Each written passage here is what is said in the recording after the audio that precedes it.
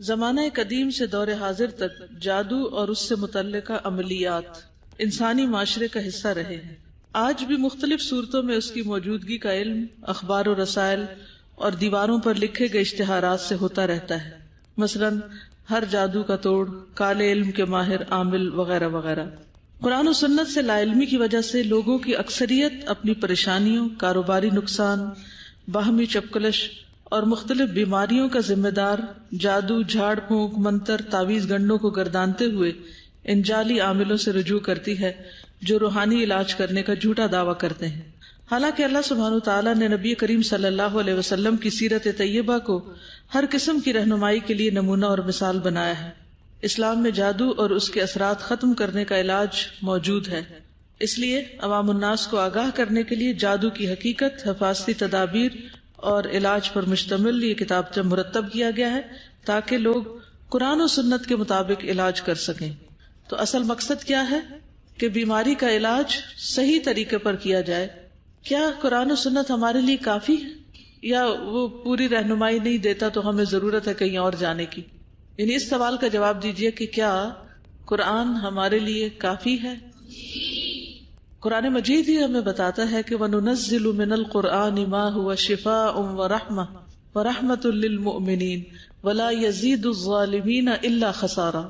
وَنُنَزِّلُ مِنَ الْقُرْآنِ اور ہم اتارتے ہیں قرآن میں سے مَا هُوَ شِفَاءٌ وَرَحْمَةٌ جو شفا بھی ہے رحمت بھی ہے، یعنی قرآن میں بیماریوں کی شفا موجود ہے اور اللہ کی رحمت ہے۔ جو بھی اس کے ساتھ تعلق قائم کرے گا اس پر اللہ کی رحمتیں ہوگی، لیکن یہ کس کے لیے ہے؟ للمؤمنین، جو اس پر ایمان لائیں۔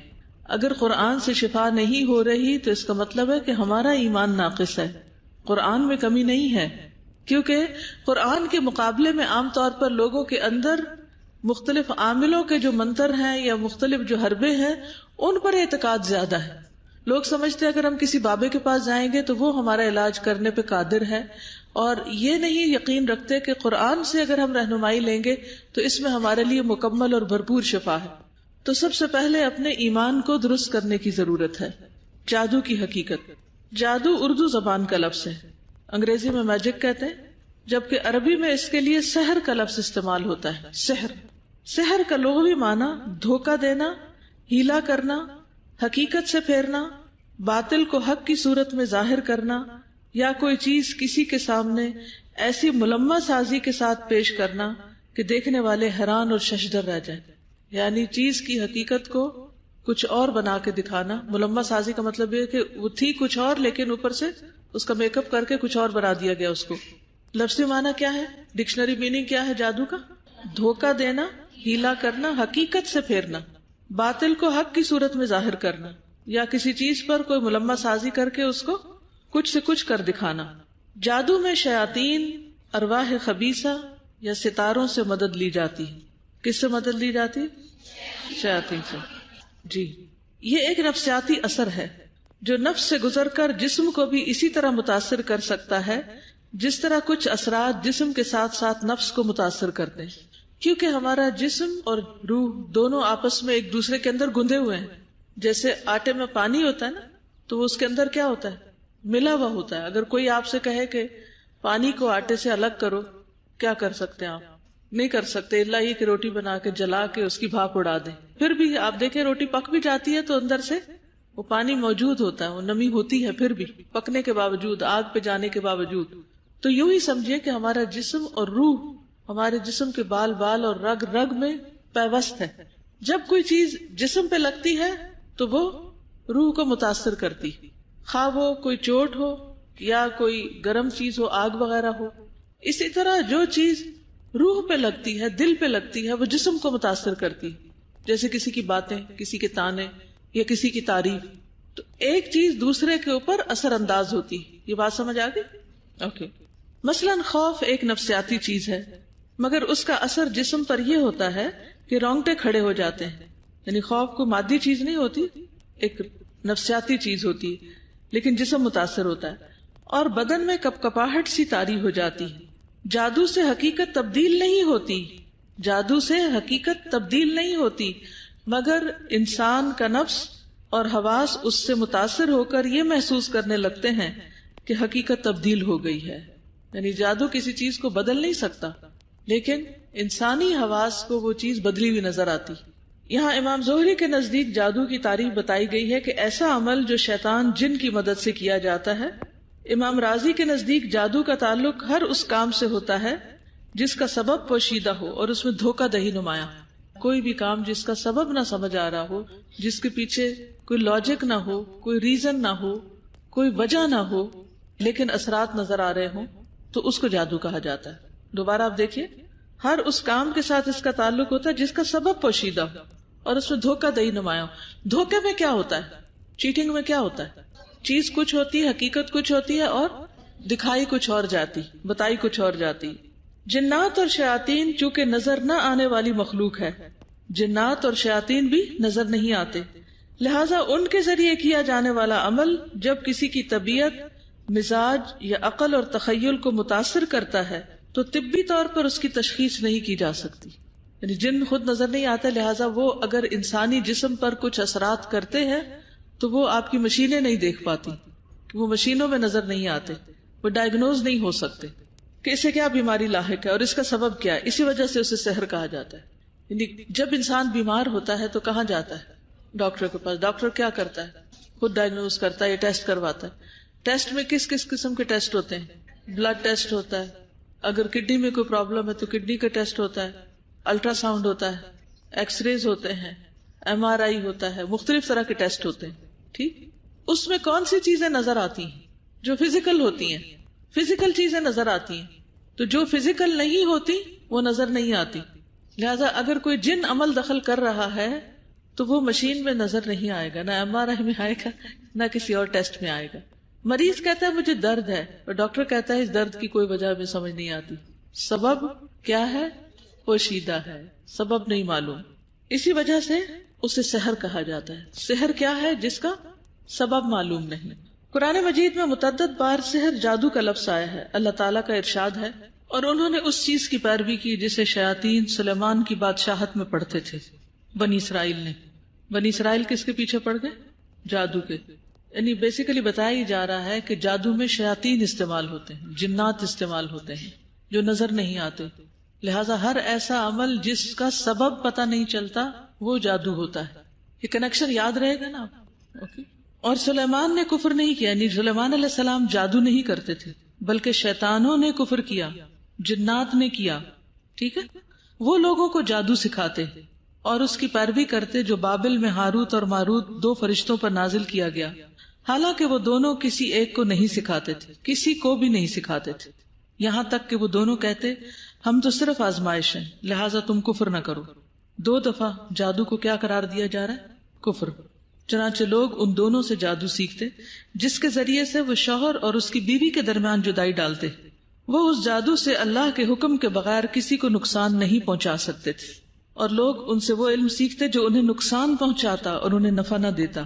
حالانکہ وہ جانتے تھے کہ جس نے اس جادو کو خریدا آخرت میں اس کے لیے کوئی حصہ نہیں. البتہ وہ بہت بری چیز تھی جس کے بدلے انہوں نے اپنی جانیں بیچ ڈالی، یعنی جہنم خریدی. کاش وہ جان لیتے. تو اس آیت سے ہمیں جادو کی حقیقت پتہ چل رہی ہے. سب سے پہلی بات تو یہ کہ شیاطین سلیمان علیہ السلام کی بادشاہت میں جادو کا کام کیا کرتے تھے. اللہ سبحانہ تعالیٰ نے سلیمان علیہ السلام کو بعض ایسے معجزات دے رکھے تھے کہ جس کو انہوں نے بظاہر جادو سے مشابہت کرنے کی کوشش کی، تشبیہ دینے کی کوشش کی. حالانکہ اللہ سبحانہ تعالیٰ نے صاف بتا دیا کہ سلیمان علیہ السلام کسی جادو کے بل پر نہ حکومت کر رہے تھے اور نہ ہی کوئی کام کروا رہے تھے، بلکہ یہ شیاطین تھے جن کا الگ ہی ایک سلسلہ تھا، وہ جادو کا کام کرتے، وہ لوگوں کو جادو سکھاتے. اور اتفاق یہ کہ ہر قوم کی آزمائش اس کی ویکنیسز کے ساتھ ہوتی ہے. تو اس دور کے بنی اسرائیل کی آزمائش بھی اسی کے ساتھ ہوئی کہ اللہ تعالیٰ نے ان کے لیے 2 فرشتے اتارے بابل کے شہر میں، ہاروت اور ماروت، جو لوگوں کو جادو سکھا سکتے تھے.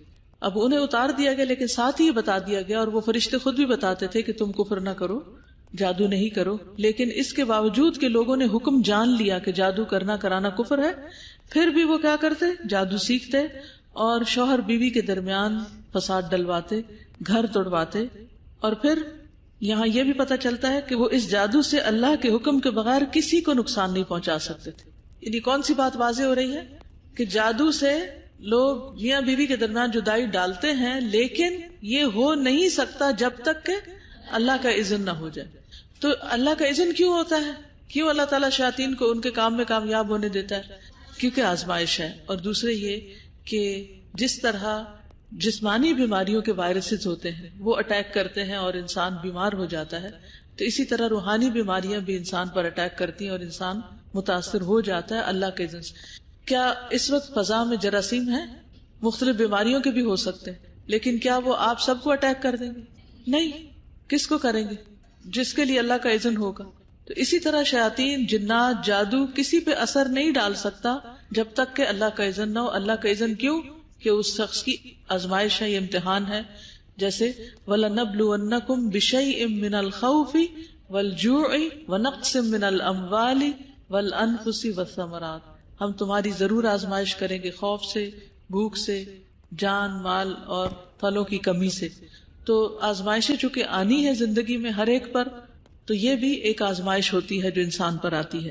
لیکن انسان کو ہمیشہ یہ تسلی رکھنی چاہیے، اگر کوئی کسی کو ڈرائے کہ میں تم پہ جادو کر دوں گا اور جادو کر کر کے مار دوں گا، تو اس پہ ڈرنا نہیں چاہیے، کیونکہ کسی کے پاس بھی زندگی موت کا اختیار نہیں ہے.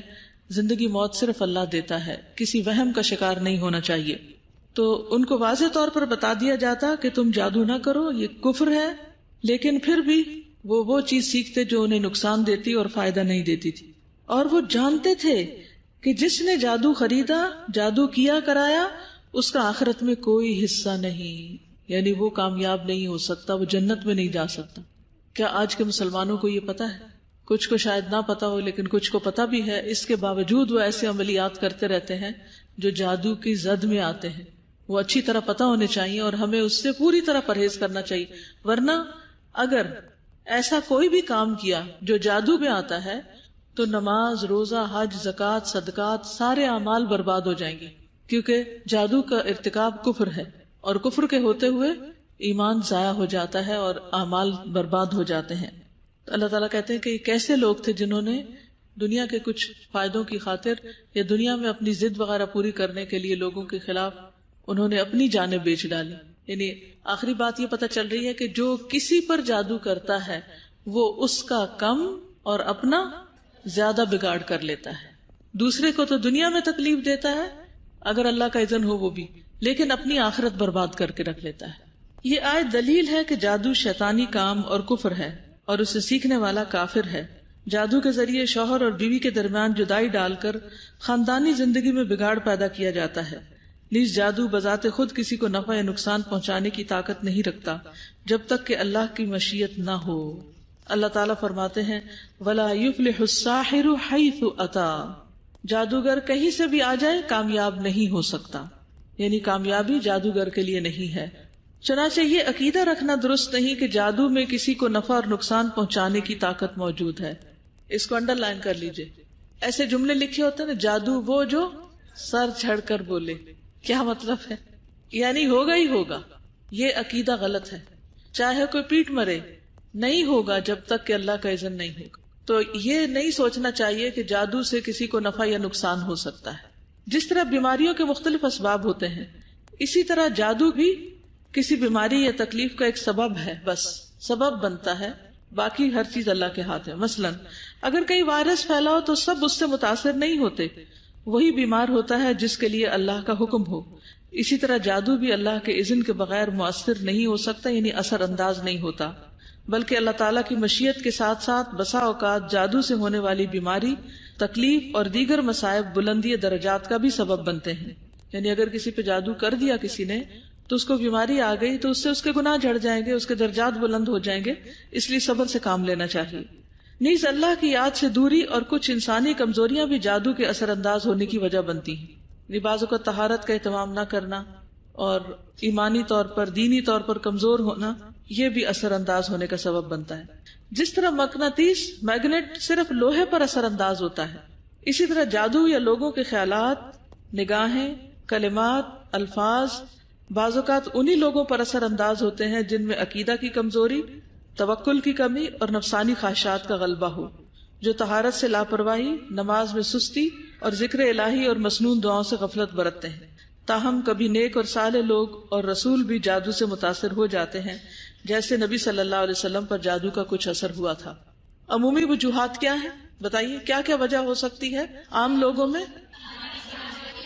طہارت کی کمی اور عقیدے کی کمزوری، توکل کی کمی، نفسانی خواہشات کا غلبہ، نماز وغیرہ میں سستی، قرآن وغیرہ میں دعاؤں میں خصوصاً حفاظت کی دعائیں پڑھنے میں سستی، تو پھر شیاطین اثر انداز ہو جاتے ہیں، کیونکہ شیطان انسان کا دشمن ہے۔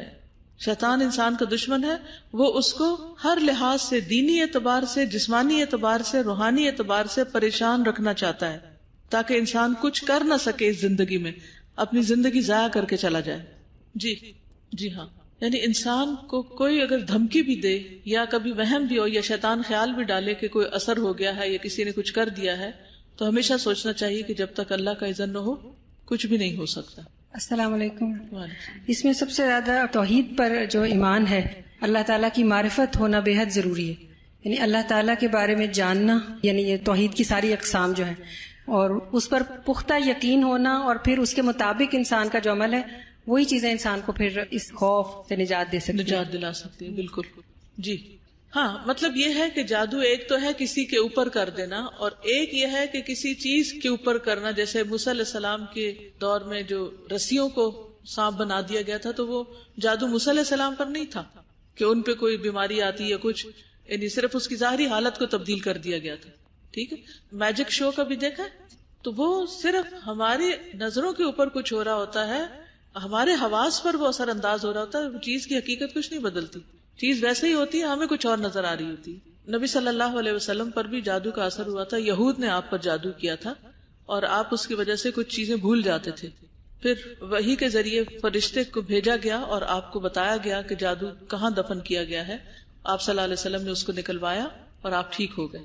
دیکھیں جیسے چھری جو ہے اس کا استعمال کوئی بھی ہو سکتا ہے، اسی طرح کسی بھی آبجیکٹ کا استعمال مثبت یا منفی دونوں طرح ہو سکتا ہے۔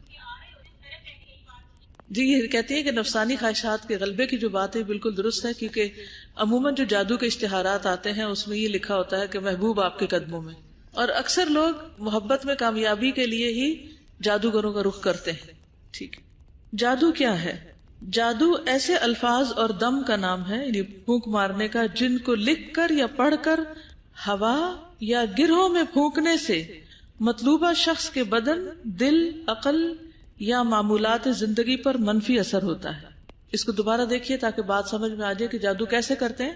کچھ الفاظ بولتے یا لکھتے ہیں کاغذ کے اوپر جیسے تعویذ ہوتا ہے، اور پھونکے مارتے ہیں گروں میں، دھاگا لے کے اس کے اوپر پڑھ کے گرہ لگاتے جاتے ہیں، اور عام طور پر مریض کا نام، اس کے والدین کا نام، خاص طور پر ماں کا نام جو ہے وہ ساتھ پڑھا جاتا ہے، اور پھر یا گروں میں پھونک مارتے ہیں یا ہوا میں پھونک مار دیتے ہیں امیجن کر کے اس شخص کو جس پر جادو کیا جا رہا ہوتا ہے۔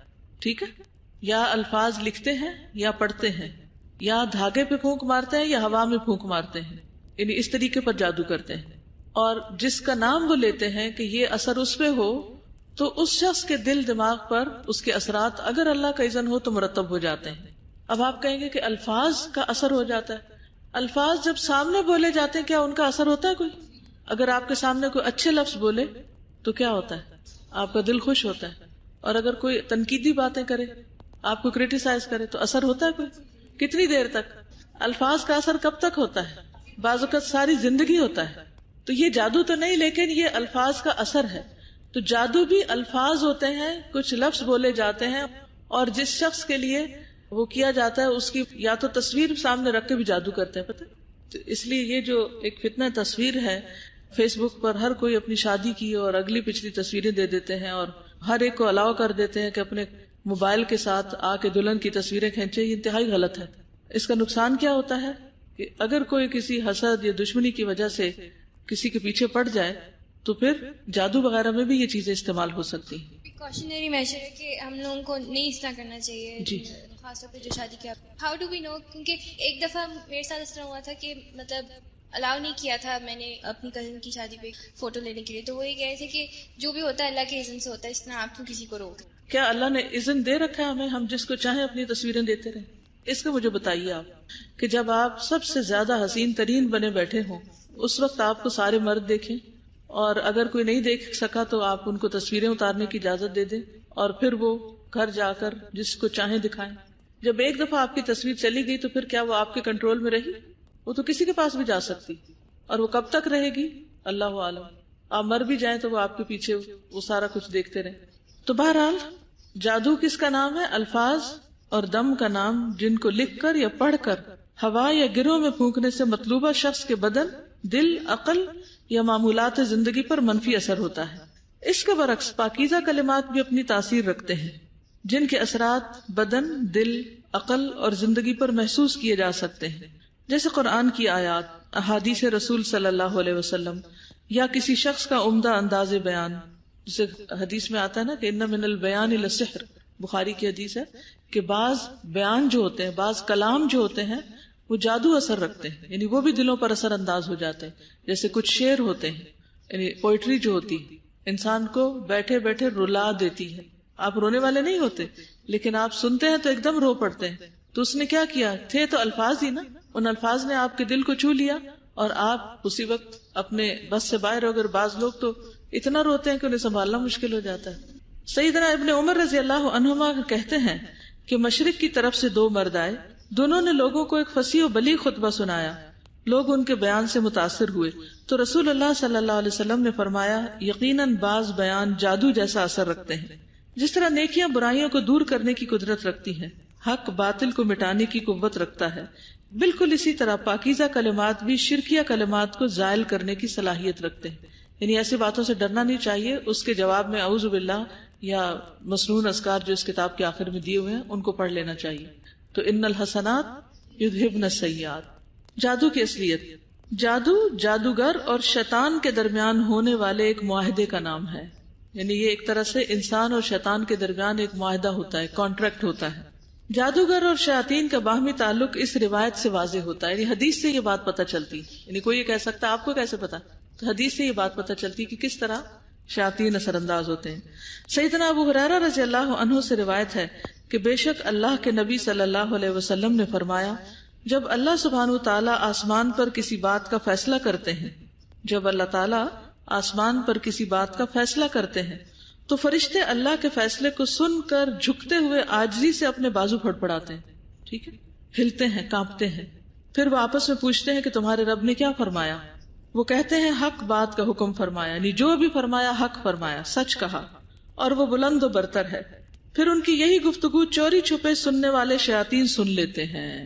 سورۃ جن میں بھی آتا نا, انا کننا نقعد مقاعد للسمع, کہ ہم چپ کے سننے کی جگہوں پہ جا بیٹھتے تھے اور فرشتوں کو جو حکم ملتا تھا وہ ہم بھی سن لیتے تھے.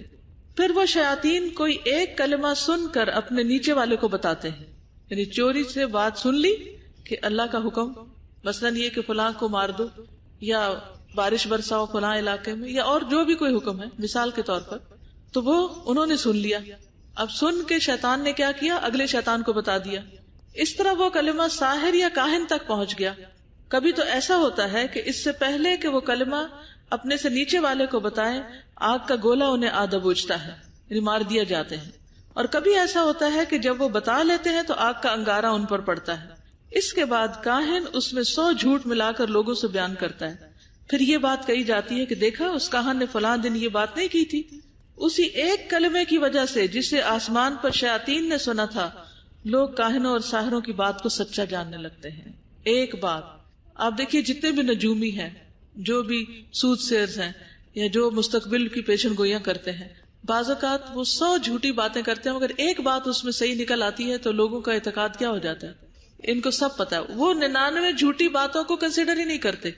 کیا کرتے ہیں, اس ایک بات کو لے لیتے ہیں. بڑے بڑے جو پیشن گوئیاں کرتے رہتے ہیں, ان کی کوئی ایک آدھ بات سچی ہو جاتی ہے تو پھر لوگ ان کی ہر بات کو ایسے سنتے ہیں جیسے قرآن کی آیت سنی جاتی یا اس سے بھی زیادہ. تو کیا ہوتا, کون بتائے گا کہ کاہنوں کے پاس کس طرح غیب کی خبریں پہنچتی ہیں. میں جاننا چاہتی ہوں آپ کو کیا سمجھ آئی. اللہ تعالیٰ فرشتوں کو حکم دیتے ہیں, نے سن لیا, یعنی اس کے اوپر عمل کرنے کے لیے وہ آج سے جھکتے ہیں. تو وہ جب دوسرے فرشتے ان سے پوچھتے ہیں کہ تمہارے رب نے کیا حکم دیا, تو وہ کہتے ہیں کہ جو بھی کہا حق کہا. تو ان میں سے کوئی بات اگر جو شیاطین وہاں بیٹھے ہوتے ہیں چوری سے چپ کے سن رہے ہوتے ہیں تو وہ دوسرے کو بتاتے ہیں. تو وہ چپ کے ایک بات کوئی سن لیتے ہیں تو وہ آگے. جی, تو سم ٹائم یہ ہوتا ہے کہ کوئی شوٹنگ سٹار آتا ہے اور ان کو مار دیا جاتا ہے، اور سم ٹائم یہ ہوتا ہے کہ وہ اب بات بتا دیتے ہیں، بات آگے نکل چکی ہوتی پھر مارا جاتا ہے. جی. تو وہ وہی بات جب کہائن اور ساحروں کے پاس پہنچتی ہے تو اس کے ساتھ 100 جھوٹ ملا کے آگے لوگوں کو بتاتے ہیں، اور پھر لوگ ان کی باتوں کو سچ سمجھتے ہیں. اس ایک بات کی وجہ سے جو سچ ایک نکل کلمہ، آتی جی. ہے سارے جھوٹ کو مان لیتے ہیں. جادوگر حرام کاموں کا ارتکاب کر کے بدلے میں شیاطین سے مدد لیتے ہیں. یہ بڑا اہم حصہ ہے. جادوگر حرام کام کر کے، شرکیہ کام کر کے شیاطین سے مدد لیتے ہیں. شیاطین جادوگر کے باطل مطالبات کو پورا کرنے اور اس کے مقاصد کے حصول کے لیے ہر وقت حاضر رہتے ہیں. یعنی ساحر، کاہن اور شیطان میں جو کانٹریکٹ ہوتا ہے وہ کیا ہوتا ہے؟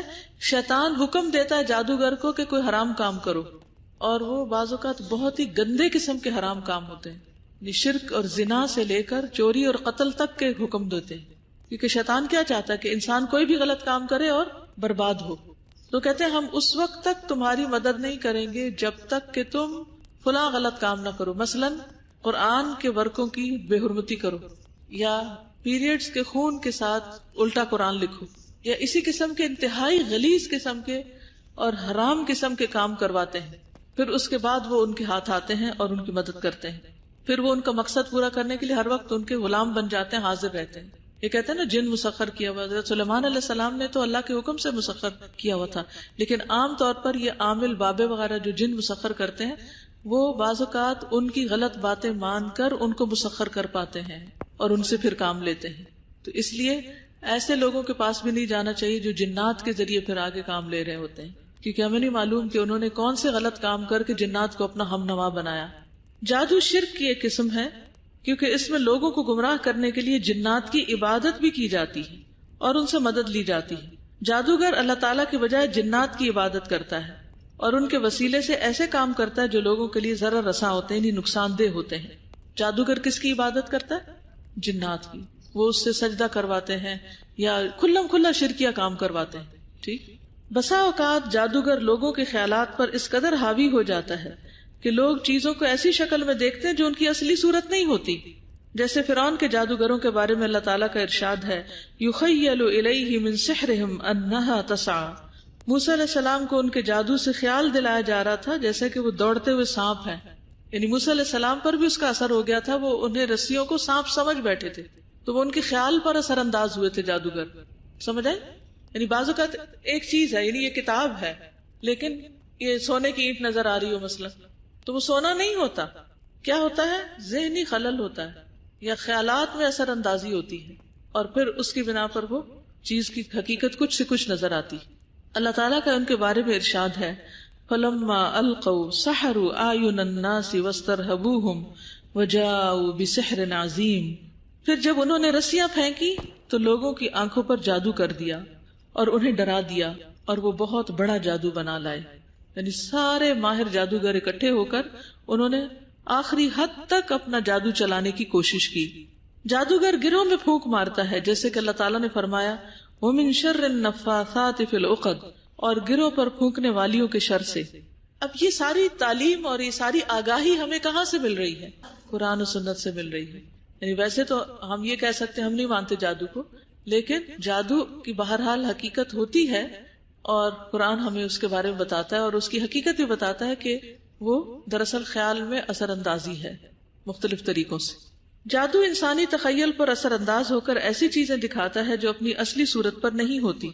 مثلا رسی یا لاٹھی کو سانپ کی شکل میں دکھاتا ہے، پتھر کو انڈے کی شکل میں، اور کبھی انسان لوگوں کو اسی طرز پر دیکھتا ہے جس پر وہ حقیقت میں ہوتے نہیں. اسی طرح کچھ دوسری چیزوں کو بھی محسوس کرتا ہے جو حقیقت کے برعکس ہوتی، یعنی چیز کچھ ہوتی ہے اور نظر کچھ اور آ رہی ہوتی ہے. یہ ہے جادو، نظر کا دھوکا.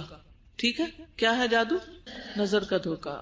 یہاں تک بات سمجھ آ گئی کہ جادو کیا ہوتا ہے. پہلے حصے میں صرف یہ بتایا گیا کہ جادو ہوتا کیا، کیسے ہوتا ہے، اور مختلف طرح کے عوامل کیا ہوتے ہیں اس میں. تو بات کچھ واضح ہوئی کہ نہیں ہوئی؟ جادو میں کس سے مدد لی جاتی؟ شیاطین. مدد حاصل کرنے کا طریقہ کیا ہوتا ہے؟ ناپاک اعمال کر کے، ناپاک کلمات کے ذریعے، شرک کے ذریعے، کفر کے ذریعے. ٹھیک ہے. جادو کس چیز کے ذریعے ہوتا ہے؟ الفاظ اور دم وغیرہ کے ذریعے.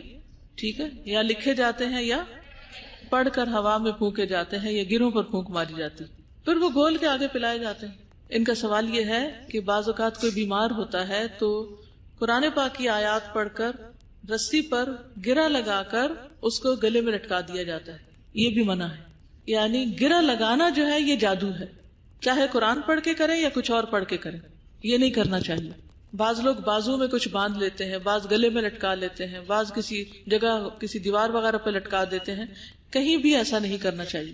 جی اصل میں ہم نے پیچھے عقیدہ واسطیہ پڑھا، پھر اصول الثلاثہ پڑھا، شرک کی اقسام پڑھی، لیکن عام طور پر جادو کے ذریعے جو شرک کا کاروبار پھیلا ہوا ہے، الامان والحفیظ، اچھے بھلے سمجھدار عبادت گزار نیک لوگ بھی اس پھندے میں پھنس جاتے ہیں اور ساحروں اور کاہنوں کے پاس پہنچ جاتے ہیں جو انہیں غیب کی خبریں بتاتے ہیں اور پھر وہ ان کے بتائے ہوئے طریقوں پر عمل کر کے اپنا ایمان گنواتے ہیں. تو اس لیے بہت محتاط ہونے کی ضرورت ہے، ہر چیز کو اچھی طرح سمجھ لینے کی، تاکہ کسی ایسی چیز کے قریب نہ انسان پھٹکے جو ایمان لے جانے والی. استاذہ یہ جو تعویذ ہوتا ہے اس کی کیا حقیقت ہے؟ یعنی کہا جاتا ہے کہ ایک چھوٹا سا کاغذ اس کو رول کر دیا جاتا ہے اور اس پہ کچھ قرآنی آیات لکھی جاتی ہیں. ڈیپینڈ کرتا ہے اس پر لکھا کیا گیا ہے. اگر تو قرآنی آیات لکھی گئی ہیں تو کوئی حرج نہیں، لیکن جو دوسری باتیں ہیں ان میں ہندسے لکھے جاتے ہیں، نمبر لکھے جاتے ہیں، کچھ لائنز لگا دی جاتی، کچھ لائنز ہوتی ہیں، یا بعض اوقات صرف ایسے اسکریبل کیا ہوتا ہے. تو ایسی کسی چیز کو استعمال نہیں کرنا چاہیے جو سمجھ نہ آئے، یا نمبرز وغیرہ ہوں، کیونکہ اس میں شیاطین کو پکارا جاتا ہے، غیر اللہ کی مدد لی جاتی ہے جس سے وہ چیز شرک میں شامل ہو جاتی. ٹھیک ہے. بعض لوگ خود تو جادو نہیں کرتے لیکن جادو کے توڑ کے لیے جادو کر رہے ہوتے ہیں، وہ بھی غلط ہے. جادو کا توڑ صرف مسنون طریقے سے کرنا چاہیے جو اس کتاب میں بتایا جائے گا انشاءاللہ. جادو کی اقسام. جادو کی دو بڑی اقسام ہیں، عام جادو اور کالا جادو، یہ چھوٹا جادو بڑا جادو. ٹھیک. یہ تعویذ کے ذریعے یا جنتر منتر پڑھ کر کیا جاتا ہے عام جادو، ان تعویذ بنا کے دے دیے جاتے ہیں. کالا جادو، اس میں نجاست سے آیات قرآنی لکھی جاتی ہیں، یعنی پیشاب وغیرہ سے یا کچھ، یا آیات قرآنی کو الٹا لکھا جاتا ہے. جیسے قل هو اللہ احد ہے تو کیسے لکھیں گے؟ احد اللہ کل، نعوذ باللہ، یعنی قرآن کو الٹا کر دیتے ہیں. اور دیگر حرام کام کیے جاتے ہیں. یہ ایک سخت قسم کا جادو ہے. ان دونوں اقسام کے تحت درج ذیل جادو کیے یا کروائے جاتے ہیں. سحر تفریق، قریبی اور کاروباری رشتوں میں جدائی ڈالنے والا. تفریق کا کیا مطلب؟ جدائی ڈالنے والا. لوگ اکٹھے ہیں، ان کو اچھے نہیں لگتے کہ ان کے درمیان لڑائی جھگڑا ہو تاکہ وہ جو اچھا کام کر رہے ہیں وہ نہ ہو سکے. حسد کی بنا پر عام طور پر لوگ ایسا کرتے ہیں. سحر محبت، کسی کے دل میں اپنی محبت ڈالنے والا. سحر تخیل، وہم میں ڈالنے والا. سحر جنون، دماغ کو مفلوج کرنے والا. سحر خمول، کاہلی اور سستی میں مبتلا کرنے والا، یعنی کوئی کام نہ ہو سکے، لیزی کر دے بس. سحر حواتف، چیخ و پکار میں مبتلا کرنے والا. آپ نے دیکھا ہوگا کہ کچھ لوگ اچھے بھلے ہوتے ہیں اور اچانک وہ چیخنا چلانا شروع کر دیتے ہیں، وہ آؤٹ آف کنٹرول ہو جاتے ہیں. سحر امراض، مختلف بیماریوں مثلا مرگی میں مبتلا کرنے والا. سحر استحاضہ، استحاضہ کی بیماری میں مبتلا کرنے والا، وہ خواتین جن کو سارا مہینہ پیریڈز ہوتے رہتے ہیں، اسپاٹنگ ہوتی رہتی ہے. اس میں نبی صلی اللہ علیہ وسلم کی واضح حدیث ہے جس سے پتہ چلتا ہے کہ یہ شیطان کا عمل ہے. جادو کی وجوہات، وہ مذموم وجوہات جن کی بنا پر عموماً جادو کیا یا کروایا جاتا ہے. نمبر 1، دشمنی یا حسد، کسی کو ذہنی اور جسمانی بیماریوں میں مبتلا کرنا، رشتوں میں رکاوٹ یا بندش ڈالنا، اولاد کی بندش کرنا، کاروبار میں بندش کرنا، مشترکہ کاروبار کے حصے داروں میں پھوٹ ڈلوانا، کسی کی تعلیم اور ترقی میں رکاوٹ ڈالنا. نمبر 2، انسانی تعلقات میں خرابی، خاوند بیوی میں تفریق کرانا یعنی طلاق ہو جائے، والدین اور اولاد میں ناچاکی کروانا، پڑوسیوں میں فساد ڈلوانا، دوستوں میں جدائی ڈلوانا، بھائیوں کے مابین نفرت کرانا. یعنی یہ مقاصد ہوتے ہیں عام طور پر جادو، سارے ہی مذموم مقاصد ہیں. جادو کے بغیر بھی یہ سب کچھ ہو رہا ہے اور وہ شیطانوں کی پیروی ہے. یعنی شیطان ان چیزوں کا حکم دیتا ہے اور انسان اللہ کی بات ماننے کی بجائے شیطان کی پیروی کرنے لگتا ہے. سیدنا ابو ہریرہ سے روایت ہے کہ رسول اللہ صلی اللہ علیہ وسلم نے فرمایا، اجتنبوا الموبقات الشرک باللہ والسحر، ہلاک کرنے والی چیزوں سے بچو، اللہ کے ساتھ شرک کرنا اور جادو کرنا، یعنی شرک کے ساتھ اس کو ملایا گیا ہے. جادو کی چند علامات، یعنی جس پہ جادو ہوتا ہے اس کے اوپر یہ نظر آتا ہے. نمبر 1، بغیر اسباب کے مزاج میں بتدریج تبدیلی، آہستہ آہستہ مزاج بدل جانا، موڈ بدلنا. سستی، گھبراہٹ، خاموشی اور تنہائی کی عادت. ذہنی انتشار کی کیفیت جو بتدریج بڑھتی جائے، یعنی مینٹل ڈس اورینٹیشن. بے چینی کی کیفیت لیکن جگہ بدلتی افاقہ ہونا، یعنی انسان بے چین ہو لیکن اگر وہ اس جگہ سے ہٹ جائے، کسی اور گھر میں چلا جائے، کسی اور مجلس میں تو وہاں وہ بے چینی ختم ہو جائے. مزاج میں حد سے زیادہ چڑچڑا پن آ جانا، کسی کام میں دل نہ لگنا، نماز روزہ اور دیگر عبادات سے دل اکتا جانا یعنی عبادت چھوڑ دینا، جسم کے کسی حصے میں بلا وجہ درد ہونا، بغیر کسی بیماری اور ظاہری علامات کے سر چکرانا، بعض اوقات دورے کی کیفیت کے دوران گردن کا ٹیڑھا ہونا یعنی فٹس پڑنے لگتے ہیں بعض لوگوں کو، ڈراؤنے خواب آنا، اور بیداری میں بھی چیخ و پکار کی آوازیں سنائی دینا یعنی بیٹھے بیٹھے کچھ آوازیں سننا جو اور لوگوں کو جو پاس بیٹھے ان کو نہیں سنائی دیتی، صرف بیمار کو سنائی دیتی. گھر والوں، دوست احباب اور رشتہ داروں سے معاملات بلا سبب خراب ہونا.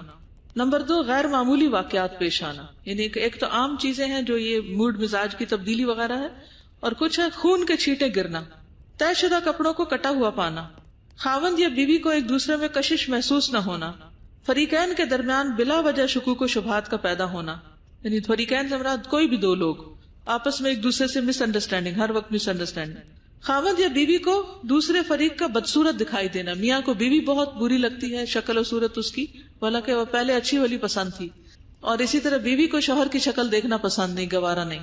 شادی شدہ کو اپنے رفیق حیات کے پاس جانے سے بے رغبتی ہونا یعنی کسی قسم کی بیوی سے سیکشل ڈیزائر نہ ہونا، یہ علامات ہوتی ہیں عام طور پر جادو کی.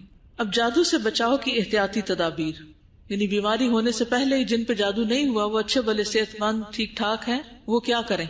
جس طرح جسمانی بیماریوں سے بچاؤ کے لیے احتیاطی تدابیر اختیار کی جاتی ہیں، اسی طرح جادو سے بچاؤ کے لیے بھی احتیاطی اور حفاظتی تدابیر اختیار کرنی چاہیے. حفاظتی تدابیر جادو اور دیگر شرور سے بچنے کا ذریعہ ہیں، اور جادو واقع ہونے کے بعد اس کا علاج بھی ہے. لہٰذا اللہ تعالیٰ پر بھروسہ کرتے ہوئے درج ذیل تدابیر پر عمل کریں اور دعا بھی کریں کہ اللہ تعالیٰ اس تکلیف اور پریشانی سے نجات عطا فرمائے.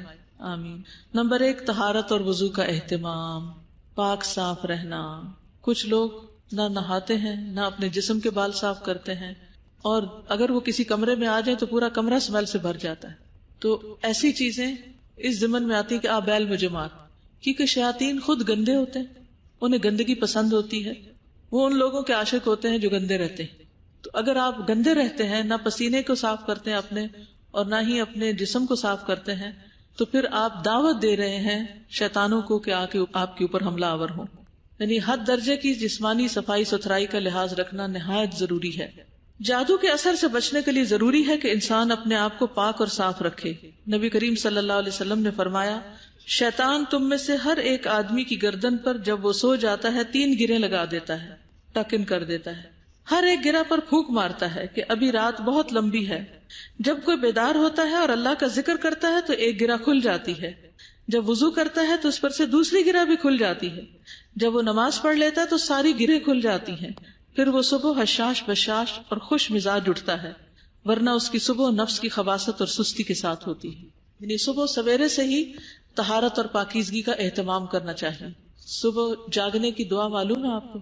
اب دیکھیں اب تو اتنی آسانی ہو گئی ہے کہ موبائل میں وہ جو سونے جاگنے کے آداب ہیں ایپ، وہ اگر ہو تو اگر زبانی نہیں بھی آ تو آپ موبائل تو سب سے پہلے ہی اٹھاتے ہیں نا اٹھ کے صبح، تو وہ ایپ نکال لیا کریں اور دیکھ کے دعائیں پڑھ لیں، اور رات کو سوتے وقت بھی پڑھ کے سوئیں. کیا کرنا؟ اٹھتے وقت دعا پڑھنا، وضو کرنا اور نماز پڑھنا.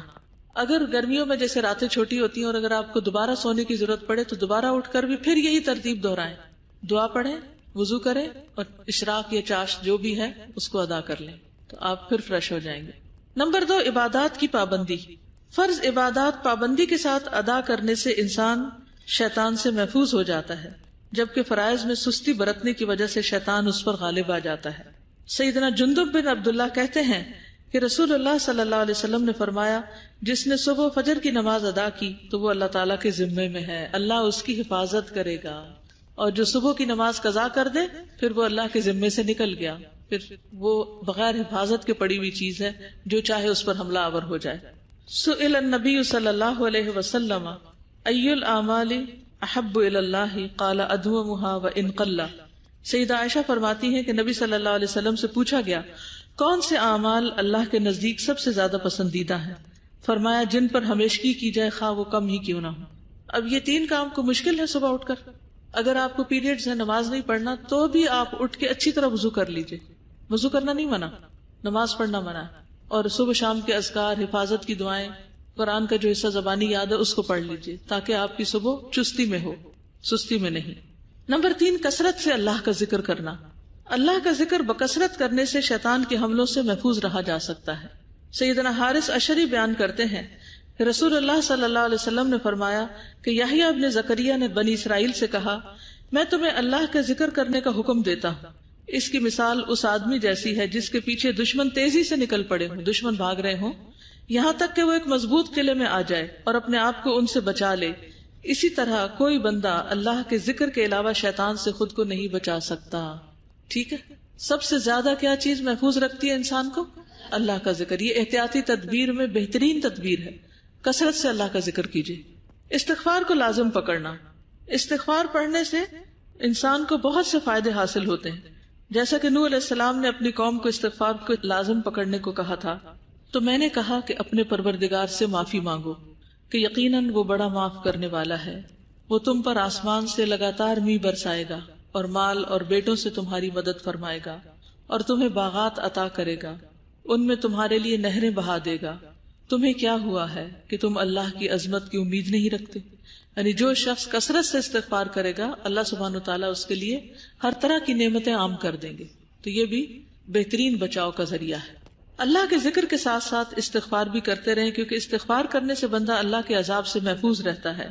سیدنا فضالہ بن عبید نبی صلی اللہ علیہ وسلم سے روایت کرتے ہیں کہ آپ صلی اللہ علیہ وسلم نے فرمایا، العبد آمن من عذاب اللہ ما استغفر اللہ عز وجل۔ بندہ جب تک اللہ عز وجل سے استغفار کرتا رہتا ہے اس وقت تک اللہ کے عذاب سے محفوظ رہتا ہے۔ شیطان ہمارے دل میں وسوسہ ڈالتا ہے کہ تم تو بہت گناہگار ہو، تمہاری بخشش نہیں ہوگی، تو فوراً کیا شروع کر دیں؟ استغفار، کہ اگر میں نے استغفار کر لی، اللہ سے معافی مانگ لی، تو اللہ کے عذاب سے بچ جاؤں گی۔ سیدنا ابو ہریرہ کہتے ہیں، میں نے رسول اللہ صلی اللہ علیہ وسلم کو فرماتے ہوئے سنا، اللہ کی قسم بے شک میں اللہ تعالیٰ سے دن میں 70 سے زیادہ مرتبہ استغفار کرتا ہوں۔ حالانکہ آپ پر تو کوئی گناہ بھی نہیں تھا اور آپ اتنی زیادہ استغفار کرتے تھے، ہمیں کیا کرنے کی ضرورت ہے؟ کم از کم تو 70 ضروری ہے، لیکن اس سے کئی گنا زیادہ کرنے کی ضرورت ہے۔ تو میک شور ہر روز اپنے آپ کو پوچھا کریں، اپنا جائزہ لیا کریں، احتساب کیا کریں کہ کیا میں نے آج دن میں ایک تسبیح کم از کم استغفار کی ہے۔ نمبر 5، گھر کو تصاویر اور مجسموں سے پاک رکھنا۔ گھر میں اگر تصاویر یا کتے ہوں تو رحمت کے فرشتے نہیں آتے، اس لیے ایسی چیزیں گھروں میں نہیں رکھنی چاہیے۔ سیدہ عائشہ فرماتی ہیں کہ آپ صلی اللہ علیہ وسلم نے فرمایا، ان الملائکۃ لا تدخل بیتا فیہ صورۃ، بلا شبہ فرشتے ایسے کسی گھر میں داخل نہیں ہوتے جس میں کوئی تصویر ہو۔ اور اس سے بھی ڈرنا چاہیے کہ ایسی حالت میں اگر جان نکالنے کے لیے فرشتے آئے تو وہ کون سے آئیں گے؟ پھر کہیں اللہ کی رحمت سے دور نہ ہو جائیں۔ حتیٰ کہ جو اخبار وغیرہ رکھے ہوتے ہیں ان کے اوپر بھی کچھ ڈھانک دینا چاہیے۔ بعض بوٹلز میں یا ڈبوں میں یا پیکیجز میں تصویریں بنی ہوتی ہیں تو ان کا بھی منہ موڑ دینے چاہیے، ان کو الماریوں میں بند کر دینا چاہیے، سامنے کوئی چیز نہیں ہونی چاہیے۔ سیدہ عائشہ فرماتی ہیں، آپ صلی اللہ علیہ وسلم نے فرمایا، ان الملائکۃ لا تدخل بیتا فیہ صورۃ، بلا شبہ فرشتے ایسے گھر میں داخل نہیں ہوتے جس میں کوئی تصویر ہو۔ ظاہری اور باطنی گندگی سے گھر کو پاک رکھنے کا مقصد بھی یہی ہے کہ اس میں رحمتیں برکتیں لے کر آنے والے فرشتوں کا نزول ہوتا رہے اور شیاطین اس گھر اور گھر والوں سے دور رہیں اور جادوگر کے عزائم ناکام ہوں۔ یعنی جب اللہ کی رحمتیں ہوں گی تو پھر جادو نہیں چلے گا، جادو کا زور نہیں اثر کرے گا۔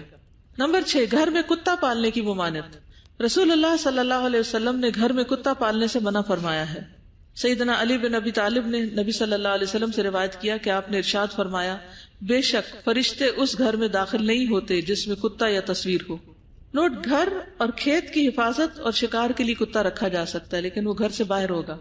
گھر کی حفاظت کے لیے کتا رکھنے کی کچھ شرائط ہیں، مثلا چور یا دشمن کا واقعی خوف ہو اور کتا گھر کی حدود سے باہر ہو، اندر نہ ہو، ریزیڈینشل ایریا میں نہ ہو۔ چونکہ کتا نجس ہے، ناپاک ہے، لہٰذا وہ گھر کی اشیاء سے بھی دور ہو اور اس کی تکریم بھی نہ کی جائے، یعنی اس سے محبت، لاڈ پیار اور اسے گود میں لینا یا اس کے لعاب دہن کا پرہیز نہ کرنا، یہ چیزیں ناپسندیدہ ہیں۔ نمبر 7، حرام کاموں اور حرام کمائی سے بچنا۔ یعنی اگر آپ چاہتے ہیں کہ جادو آپ پر اثر نہ کرے تو حرام چیزوں سے بچیے۔ حرام کمائی جیسے سودی کاروبار، رشوت، جوا، گانا بجانا، ستارہ شناسی یعنی ایسٹرالوجی اور علم نجوم، پامسٹری، اس کے ذریعے مال کمانے سے بچنا ضروری ہے۔ یہ سب حرام ذریعہ آمدنی ہے۔ کیونکہ شیطانی چالیں وہاں زیادہ کامیاب ہوتی ہیں جہاں اللہ کی نافرمانی اور حرام کاموں کا ارتکاب کیا جاتا ہے.